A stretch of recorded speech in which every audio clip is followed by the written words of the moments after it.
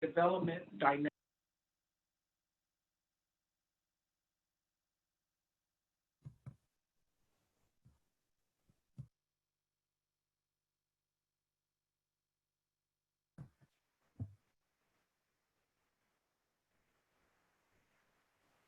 All right, good afternoon, everyone, and welcome to the Office of Health and Nutrition Services Town Hall for April 22nd, 2020. It does appear that someone let the cat out of the bag, and yes, I was born on the first Earth Day. So we are really happy to have you with us today, and please enjoy the 50th anniversary of this Earth Day.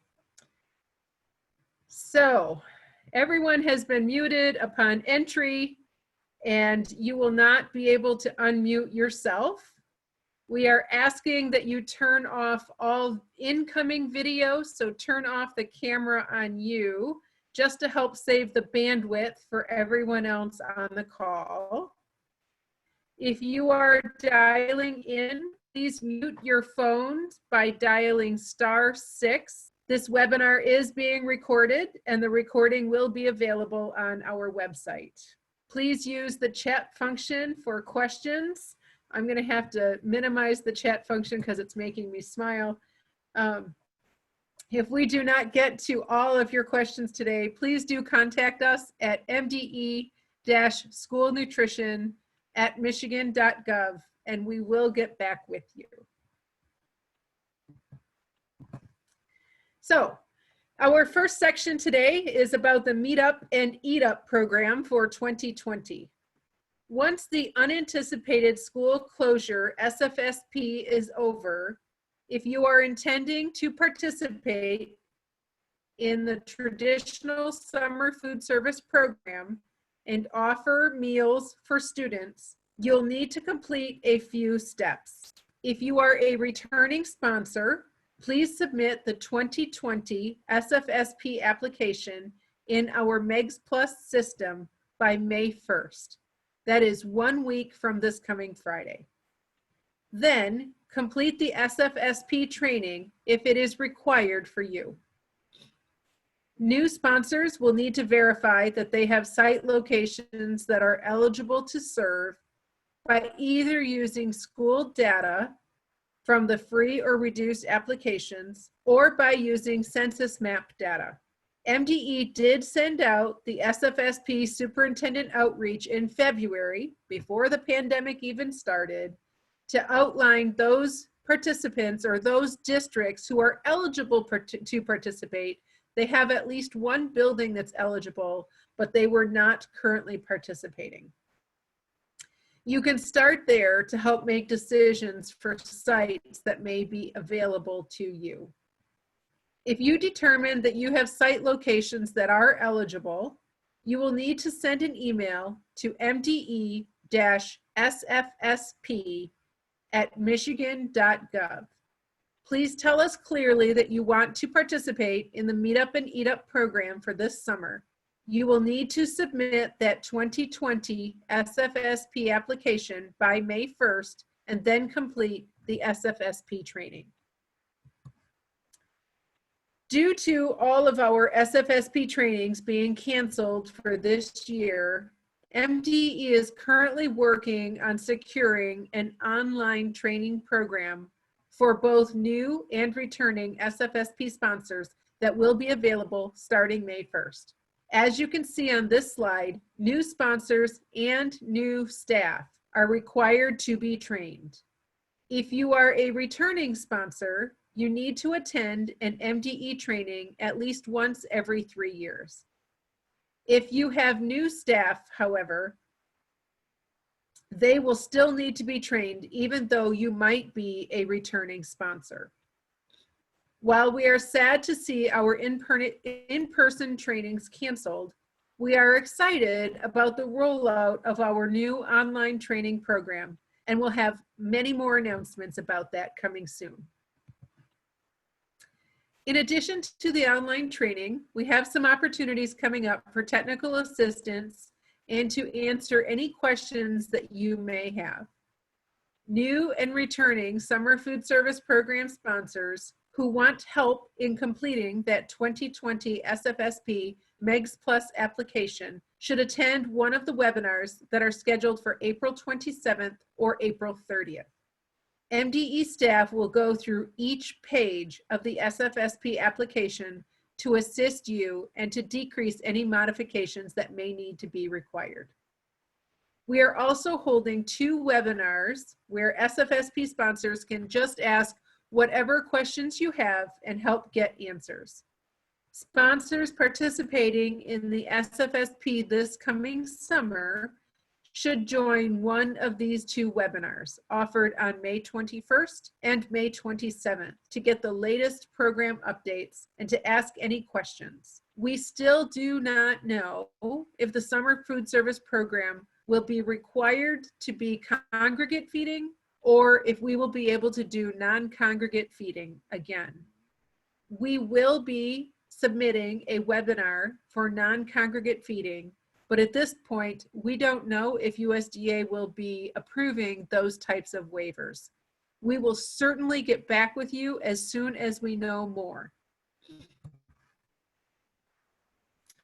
Next, we have some updates and reminders for financial accounting for the unanticipated school closure SFSP, which is what's happening right now. In general, all revenues and expenditures for operating during this crisis should be tracked and reported to the SFSP grant code 858 in the School Food Service Fund, which for public schools is Fund 25. The table shows some answers to specific expenditure coding questions that we have received about operations in this unanticipated school closure program during this crisis. Fuel for buses or other vehicles should be coded to the Food Service Fund using function 261, object code 5710, and grant code 858. Vehicle maintenance should be coded to function 297, object code 1610, and grant code 858. As a reminder, the costs for deliveries must be prorated if the driver is also delivering educational materials to students. If the delivery of meals to students is a contracted service, those charges should be coded to function 297, object code 4910, and grant code 858. Any coding or allowability questions that you have can be sent to our fiscal monitoring team at mde-fiscal@michigan.gov. We are also receiving lots of questions on donations to food service programs. The first thing we can tell you is that donations are allowed. They absolutely are allowed. It is wonderful to hear this outpouring of support to help feed kids. And I'm going to take just a personal moment here to say, we need to make sure that when this crisis is over, we are banging the drums and letting people know that when the crisis happened, it was feeding kids that was most important. And therefore, we need to make sure that people hear us and know that after this crisis is over. Okay, end of my soapbox. Back to my script here. These donations, any food service donations that come in, should be coded as revenue to Fund 25, Function 297, and Major Class Code 192. Expenditures can be coded as normal within the applicable object code in Grant Code 858 for however the donations are going to be used. These can then be distinguished through an other coding dimension internally if separate tracking is needed at the local level. Please honor the intended purpose of the donation, and we are recommending that you are able to document how the funds are used for the sake of transparency. That can be done through the other coding dimension that is used internally to separate the specific use of donations so that you can then report that back to the donor. Again, if you have any questions about donations, they can be sent to our fiscal monitoring team at mde-fiscal www.michigan.gov. Finally, we are still receiving several questions on the topic of paying food service staff during this crisis, and we want to make sure that we've cleared up any confusion. Originally, yes, I indicated that it is not allowable, or you were told that it was not allowable to pay staff who were not working out of the food service fund. Since that time, since we've said that, we've had additional executive orders happen, as well as some additional clarification that has came our way. Under normal circumstances, you wouldn't be able to pay staff if there wasn't revenue coming in. However, there isn't anything about our lives today on Earth Day that's normal anymore, right? So under this emergency, the door has been opened to allow us to continue paying staff even if revenue isn't coming in. This flexibility makes it a local decision. So now it's up to you all at the local level to decide if you will continue to pay staff even if meals are not being served. You will, however, be expected to pay staff that are working, regardless of whether or not they are school district employees or they are contracted employees. Paying staff that are not working is local control and requires careful consideration, but paying those who are working is still really best business practice and would be expected. If you have any questions, you need to work with your local legal counsel, your local administrative team, as well as looking very carefully at any contracts and any contingencies you have in those contracts. I also highly recommend you think about relationships that you may want to have after the crisis is over. Imagine if you were the contractor providing a service that now doesn't get paid under this crisis. Would you really want to go back to work for that agency when you were done? So think about that as you are making those very, very difficult decisions. Now, because we weren't having enough fun starting new programs during the middle of a crisis, we now have another new program from the federal government that we are very excited to announce. The Corona Food the Corona Food Assistance Program, also known as CFAP, was announced last Friday. The USDA will begin a process for contracting with regional and local distributors whose workforce has been significantly impacted by the closure of so many restaurants and hotels and other food service entities to purchase $3 billion in fresh produce, dairy, and meat. This is huge for our local producers. This is huge for our farms that have committed and supplied product to our food service programs for so long. And what a great thing to have $3 billion to help them during this time. Contracted partners will be required to provide combinations of select foods, chicken, pork, dairy, fluid milk, and fresh fruits and vegetables in a pre-packed box built to be directly distributed at food distribution sites to families in need of food.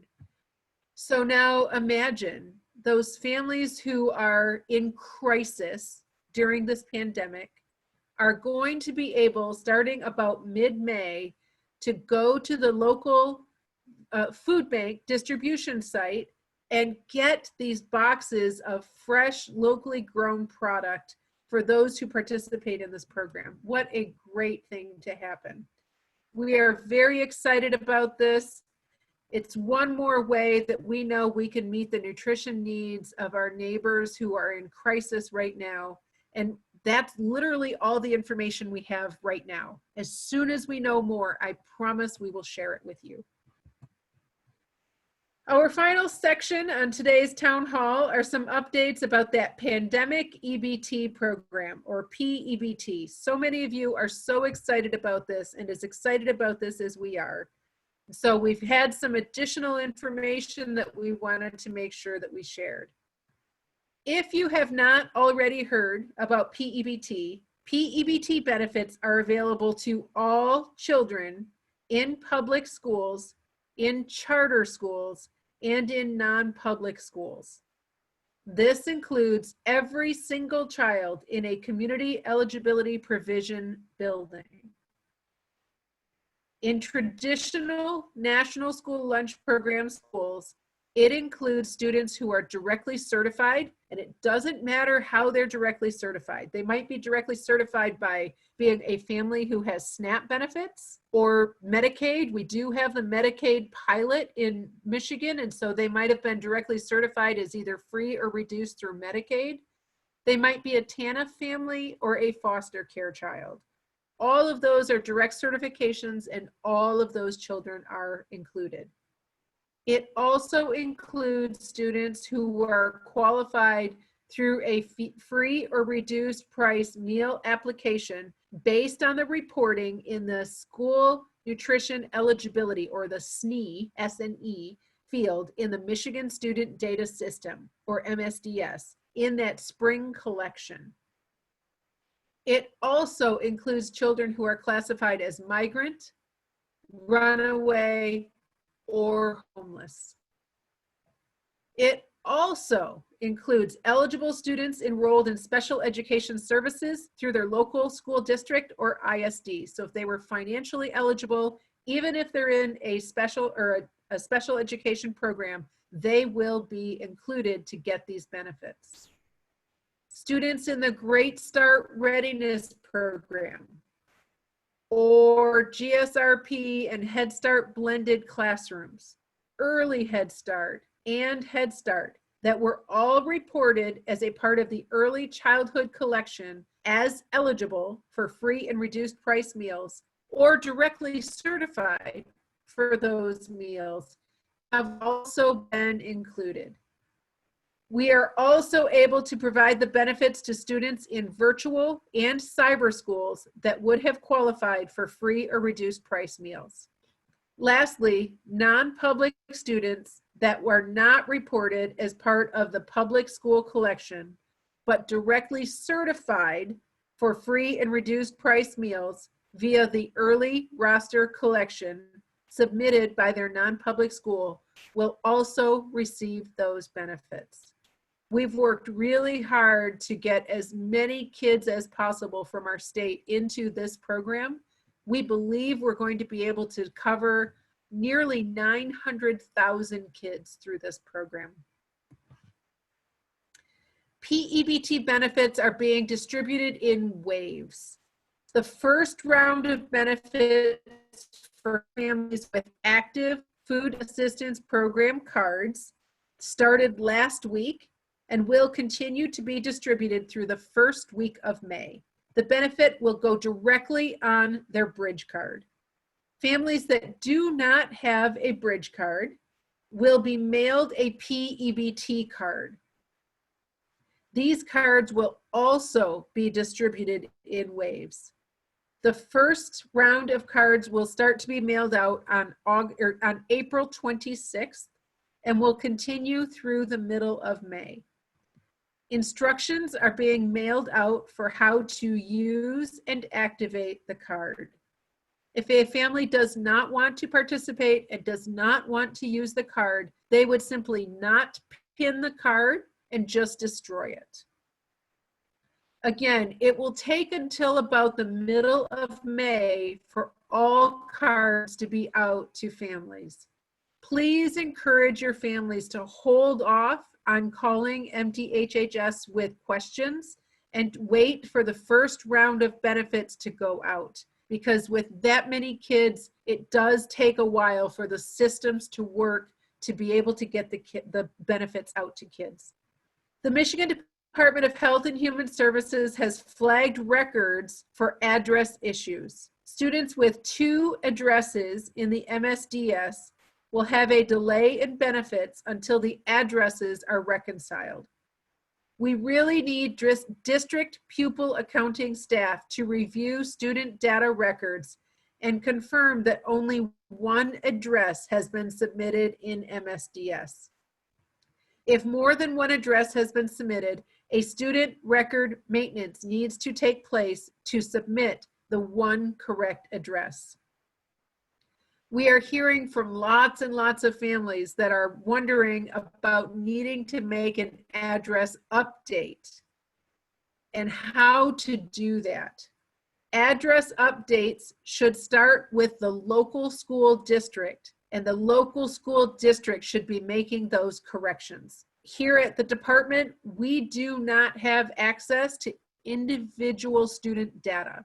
We know what categories are out there, and we can help facilitate getting those data over to DHHS, but we do not have the ability to go in and make address changes, and DHHS also does not have that ability. The only way that can happen is at the local level. So we really need the pupil accounting staff to be doing that. Upcoming student record maintenance deadlines are April 28th, May 12th, and May 26th. It's important to meet these deadlines so that the new data can be included in the MSDS refresh. Please work with your pupil accounting staff at your school or district to make sure the address corrections can be made by those dates. And again, those dates are April 28th, May 12th, and May 26th. OH&S would like to remind sponsors to continue pulling the direct certification list to ensure students and households receive the best student benefits.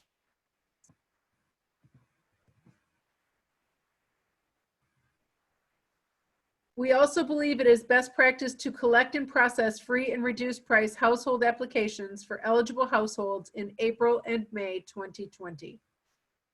Income applications should include household income at the time the application was completed, signed, and submitted. Processing an application with zero income is acceptable and does not require any additional follow-up with the household. As a reminder, the labor involved in printing, distributing, and processing applications is considered an allowable cost, and your nonprofit food service funds may be used.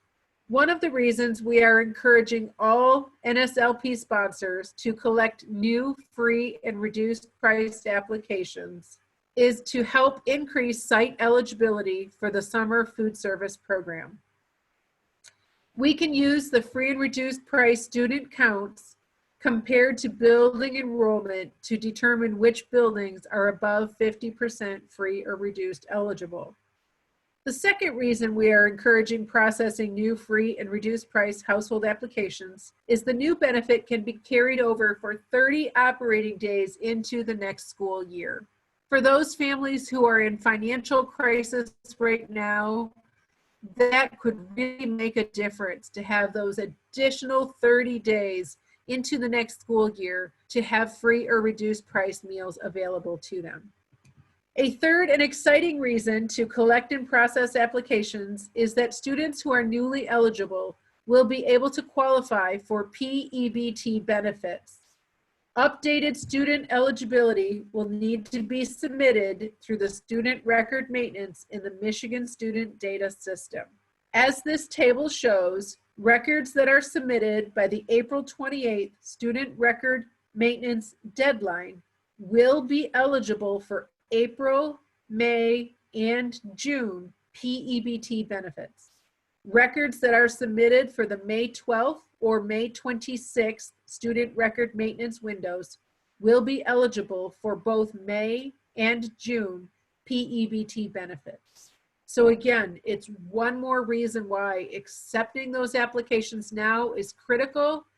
Working very closely with your pupil accounting staff is absolutely critical right now for these families to have what they need during this time of crisis. We have developed two different web pages on our website.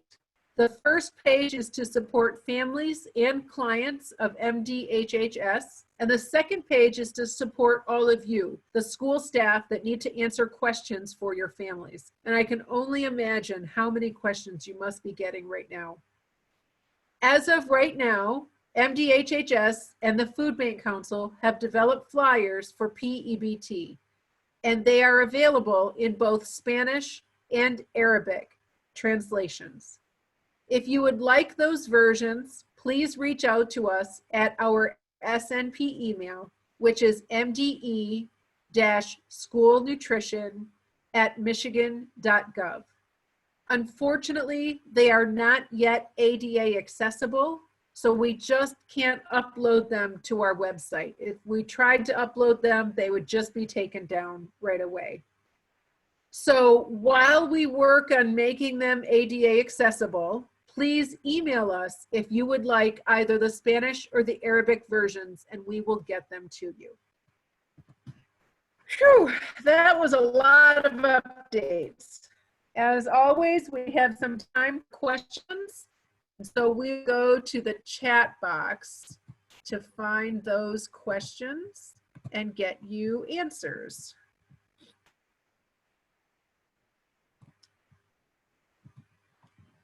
So Lynn asks, do you have to be 50% free and reduced in order to participate?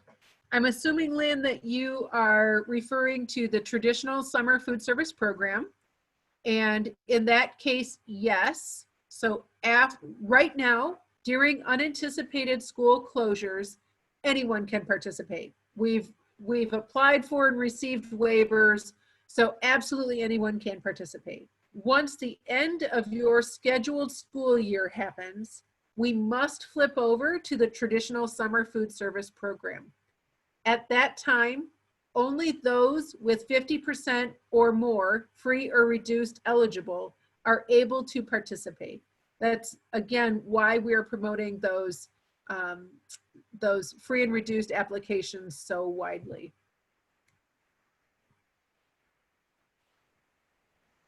Madeline asks, when is SFSP training information going to become available? May 1st, we will have online training available for you.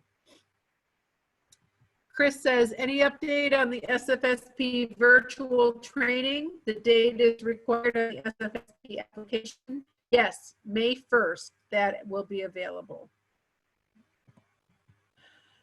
Someone asks, my district is planning to participate in SFSP again this year. Wonderful, glad to hear that.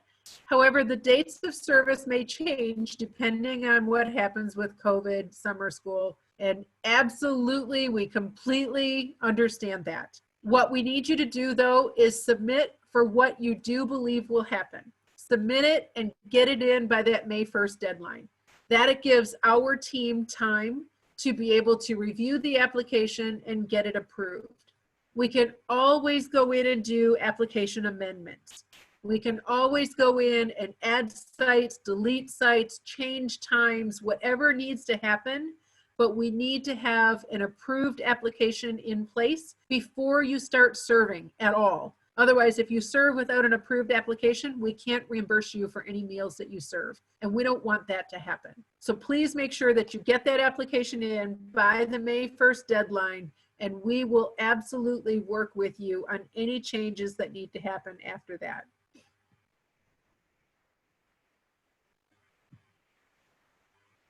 Bethany says, I emailed Sarah about this. I tried to do my summer food service app like I did last year, is saying that the site is not eligible. Definitely keep working with Sarah. She's amazing. She will help you with that. Sharon says, if our school is full CEP, does that automatically make our summer sites CEP? In the traditional summer food service program, every child is served for free. And so it's just like being a CEP site in that sense.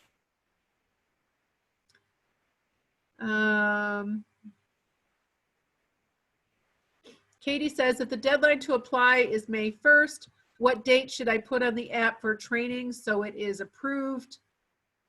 That's a great question, Katie, and hopefully, oh, here we go. Sarah answered it. Please enter a date that you think you will take the training. The training will need to be verified by MDE staff. Thank you, Sarah, and thank you, Katie. You got that great. Abid, we will start fasting on Friday for 30 days. Must be Ramadan. Oh my goodness. We will serve supper around 9 p.m. Yep, and goes down 1 minute every day. Yep, because we have to wait for the sun to go down. We serve breakfast at 5 a.m. Oh, goodness bless you. We will start fasting.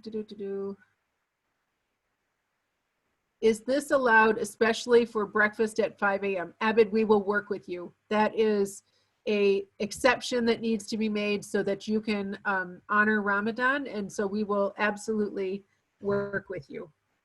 Oh, Stephanie just texted me and said, yes, that is approved. We have the waiver to be able to help make that happen. So that's wonderful. Someone asks, are you required to charge transportation costs? No, you are absolutely not required. We wanted to share that information in case it was something that you are being asked or that you would like to do. Amanda says, how do we print off the PowerPoint presentation? As soon as we are done here, I send it off to the amazing Janice, and she creates it in a PDF format and makes it ADA accessible and puts it on our website along with the recording. So we will make sure that that's there for you. And that includes, Dana, for your question on the accounting codes and all of that. That will all be there as soon as we're done here. So someone asks, will unemployment be available during the summer, or will reasonable assurance apply? That's a great question that I have absolutely no idea. You may have noticed in the news, or you may be seeing in the news soon, that state employees are being laid off. And our OHS team is not immune to that. And we did have to notify some staff today of that. I am hopeful that this is all short term and we will all be back to some kind of normal by summer. But I just don't know. And so hopefully for however long this crisis lasts, unemployment is available and we can help take care of each other. Jennifer says, if you started your meal program before you send in the form for application, can you claim those meals?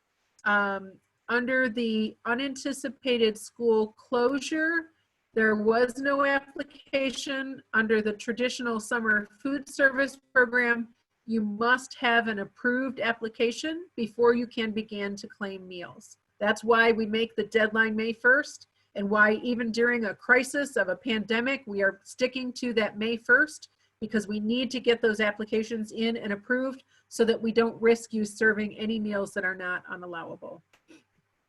Amy says we do not have answers on unemployment at this time. Thank you, Amy, that's right. Someone asks, any requirements on the families to use the CFAP, the Coronavirus Food Assistance Program? Really, at this time, we don't have any more information than what we shared with you. But as soon as we have more, we will get it to you. Tom Priest answered, emergency need, same access to TFAP, lack of income can be considered an emergency need. So CFAP must be administered the way TFAP is, which means you can walk up to a food bank and say that you are in need and be able to get assistance.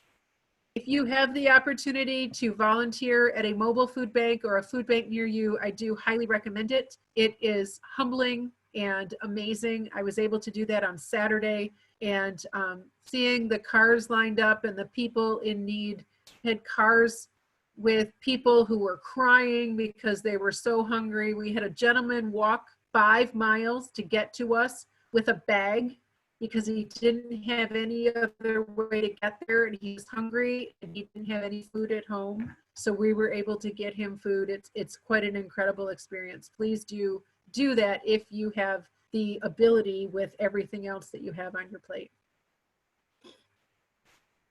Kaylee asks, does pandemic EBT include adult education? And my answer to that is no. We do not collect student data for adult education in the same way that we do for the K-12 students. So we wouldn't have any way to be able to include those adults. They can always contact SNAP and try to get benefits that way. Someone says, when we are receiving applications for families and they are now free, how do we get them on this plan? Do we do a student record maintenance? Yes, that's exactly how you do that. You do a student record maintenance for them. We will do the data collection on our side and get that information out as soon as possible. Sharon says, would kids being homeschooled in our district be eligible?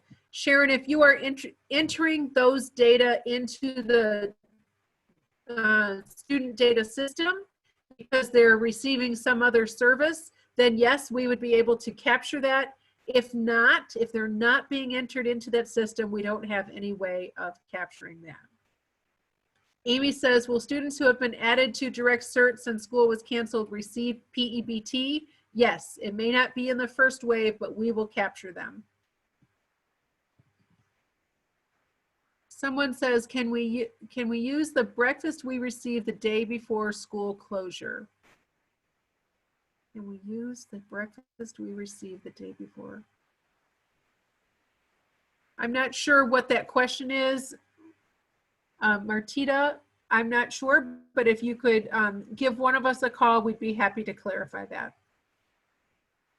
Sean says, there is a delay between card arriving and benefits loaded. How will they know when money is on it? And that's a great question. I believe that those who already have a card have the ability to call a number to find out that the benefits are loaded. Others will receive something in the mail letting them know.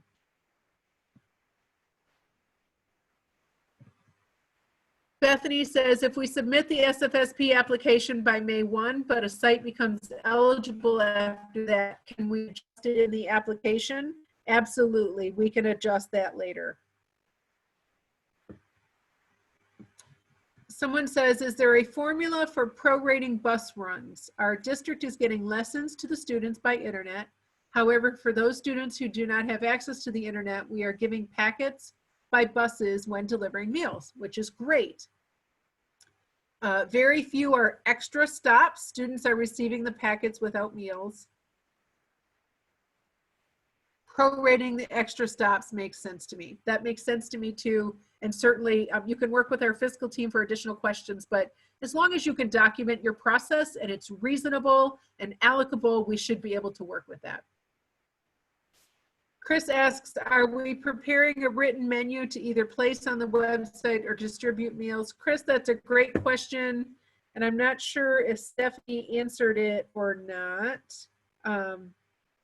Because I asked Stephanie to check in with that at the beginning because I saw that question happen at the top and I'm not sure the answer, but we'll get you there. Sharon says, can I get a flyer in English? Yes, we'd be happy to send that to you. Christy put the link in the comments. Thank you, Christy. Bethany says, do you know if the lockdown continues, will we be able to continue to feed like we are currently, multiple days non-congregate? Bethany, that's exactly what the waiver will be that we will submit. We will submit a waiver to be able to continue doing that statewide. We will also submit a waiver that if the lockdown doesn't continue, that we at least can do that in our hardest hit counties. But again, I just don't know what USDA will approve at this time. I don't know that they will even approve the waiver right now until we see what happens. Right now, we know that the stay-at-home order goes through April 30th, and that's literally all we know. So once we know more, I promise we will send it to you. Jennifer says, on last week's presentation, the amount announced for PEBT cards were $190 for March and April and $180 for May and June. But on the website, it says $28.50 per week and $114 per month. Absolutely. The 190 and the 180, I rounded them. I just made that because it's like 192 plus change and 180 something plus change. I just made them a round number. We were allowed, so each state is going to be different in the amount that we could provide. We were allowed to count those 2 weeks in March and then the time in April, then all of May, and we counted 2 weeks in June. And so for us, it was the amount per day, which was $5.70 multiplied by the total number of days for the March and April payment, and then the May and June payment. When you get the flyer, it gives the exact amount. So you can look at the flyer for the exact amount. I just rounded it to try to make it easier. Mary Jo says, any news on the Essential Workers Fund? Unfortunately, no, I do not have any news on that, Mary Jo. Someone says, do you suggest paper apps going out rather than online? If you have the online version, I highly suggest you promote it as much as possible. It will be difficult for families who don't have access to be able to do online if they don't have access. So that's where paper copies will be important.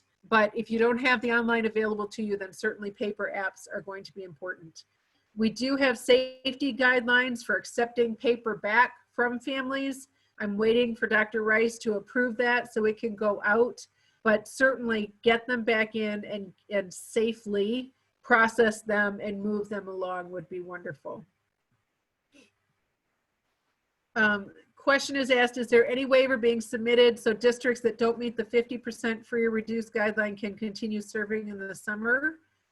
That's certainly an option to us. Again, I don't know if USDA would approve it, but as we continue to move along, we will continue to look at that. For right now, it's only those who meet the 50% free or reduced guidelines.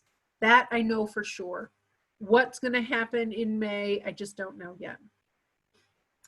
John says, a family has an active card but has not been loaded with funds for 4 years. Will they have the PEBT card loaded, or PEBT benefits loaded to the card, or will a new card be mailed out? I'm not positive on that. I think I heard DHHS say they would get a new card, but certainly we can get back to you, John, on that one.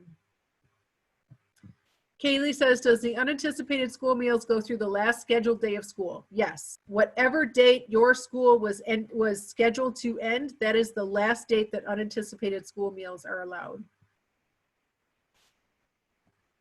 Someone says, would you recommend communicating to our communities to fill out the free and reduced apps? Absolutely, especially because of the PEBT cards, for all the reasons that we've been saying, so that more sites may qualify for the summer food service program, and also so that we can get those students those benefits for that additional 30 days into the fall. Right now, I just don't know what this economic reality is going to be for us, or for how long it's going to last. So the more we can get those apps out and get them back, the more families we can help. Mary Jo says, isn't there a way to manually add students into each building's MSDS? Mary Jo, I can have Natalie or Melanie get back to you on that. I'm not sure, especially for our non-pubs. It's really, this is a whole new world for me, and I'm learning a lot every day.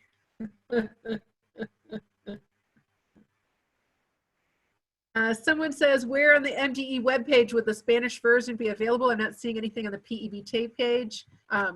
It's not, remember that those PEBT flyers are not on our website right now because they are not ADA compliant. So email us at mde-schoolnutrition@michigan.gov and we will send them to you.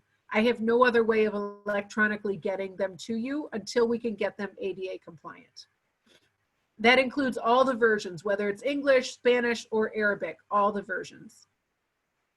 Will the webinar be uploaded into YouTube? Yes. As soon as we're done, we will start to work on that and make that happen. The MDHHS EBT hotline number is 1-888-678-8914. Someone asks, what if a family had a card in years past but no longer have the card? Again, they will get a card in the mail if they are, if they're eligible. Someone says, we are giving out a week's worth of breakfast and lunches. I am breaking them down by each day on my production records. Is that okay? Beautiful, wonderful.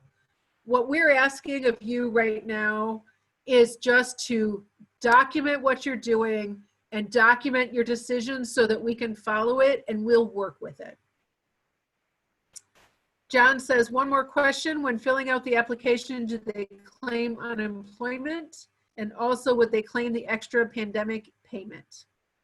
I don't believe they claim the extra pandemic payment, but I do think they have to claim unemployment, which is why we were saying to collect the application before that would start, but I could be wrong. So let's see if someone else has answered that question. Otherwise, John will get back with you.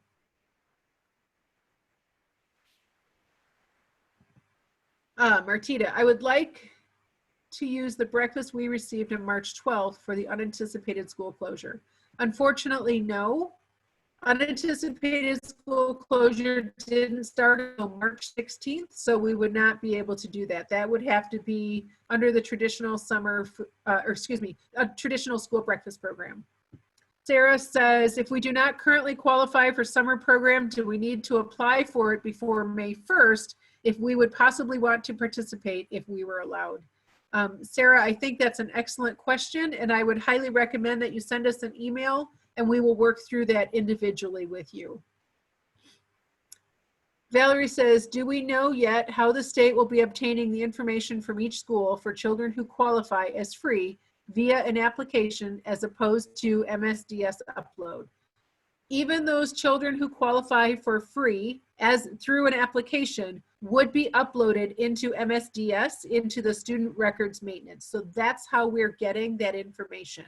If you get new applications, that's why we're saying do a student record maintenance for that student so that we can continue to gather that information and get it over to DHHS as fast as possible. Terry says, Diane, we are CEP as a whole for the district. Will the SNAP students receive the PEBT card before the rest of the students in our district? Yes, that's very possible, Terry, because they would already be on the SNAP database for DHHS, and those who were not would get them later. But that's another reason why we need everyone to hold off until we get to the middle of May so that we can make sure that those benefits are out. Someone says, if our district ends the 1920 school year early than originally scheduled, what date can we serve unanticipated summer food service program until? That's a great question. I believe you can serve unanticipated school closures until your originally scheduled date of the end of the school year, your originally scheduled date. And then we would switch over to SFSP. If I have that wrong, someone will step in and tell me. Deborah says, why is some of the money allocated for 31D for April cut in the payment? 31D is the state supplemental for lunch. And I'm not sure, Deborah, but I can try to get with Wendy Crowley and get you an answer, okay? And Marcy says, can you say the email for the flyers one more time? Absolutely. You are emailing our school nutrition mailbox, which is mde-schoolnutrition@michigan.gov, and we will email you the flyers. I'm very sorry that we don't have a way of posting it yet, but as soon as we have it ADA compliant, we will do that. Amy says 31D recently had prior period adjustments processed. That's what it was, Deborah. Thank you, Amy. 31D is our state supplemental for lunch payments, and we did prior period adjustments, and so that's why you would have seen that change. All right, any final questions? Seeing none, I want to thank you all. Thank you for the birthday wishes. Thank you for your kindness and your generosity at this time. Thank you for just being amazing, and I hope you are safe and well, and your family is safe and well, and we will talk to you again very, very soon. We'll see you next Wednesday, same time, same location. Take care.